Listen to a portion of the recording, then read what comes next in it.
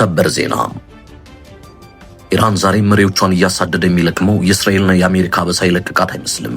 የእስራኤል መገናኛ ብዙሃን እንደዘገቡት ከሆነ የኢራን ጊዜያዊ የበላይ መሪ አያቶላ አራፊ በቴህራን ላይ በተፈጸመ አዲስ የአየር ድብደባ ተገለዋል። ግለሰቡ ለዚህ ኃላፊነት የተሾሙት ዛሬውኑ ሲሆን ይህም የሆነው ቀደም ብሎ በተካሄደው የተቀናጀ ወታደራዊ እርምጃ የበላይ መሪው አሊ ሐሚኒ መገደላቸውን ተከትሎ ነበር። ስለ ጥቃቱ ዝርዝር መረጃዎች እስካሁን በስፋት ያልታወቁ ሲሆን በአካባቢው ባለው ከፍተኛ ውጥረት ምክንያት ሁኔታዎች አሁንም በከፍተኛ አለመረጋጋት ላይ እንደሚገኙ ምንጮች እየገለጹ ነው። የአራፊ ሹመት በወሳኝ ወቅት ላይ የመጣ የነበረ ቢሆንም አሁን የተሰማው የሞታቸው ዜና በሀገሪቱ ላይ በተሰነዘሩ ተከታታይ የተቀናጀ ጥቃቶች ሳቢያ በኢራን የአመራር ሂደትና መረጋጋት ላይ ያለውን ስጋት ይበልጥ እንዲባባስ አድርጎታል። በቀን ከ550 ሺህ በርሜል በላይ ነዳጅ የሚያመርተው በዓለም ላይ ግዙፉ የነዳጅ ማጣሪያ በእሳት እየጋየ ነው።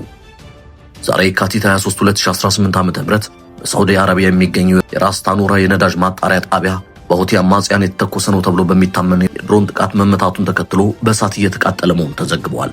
ይህ የዓለማችን ግዙፉ የነዳጅ ማጣሪያ ለዓለማችን ዋነኛ የነዳጅ ኤክስፖርት ማዕከል ነበር። ዘገባው የብሪክስ ኒውስ ነው።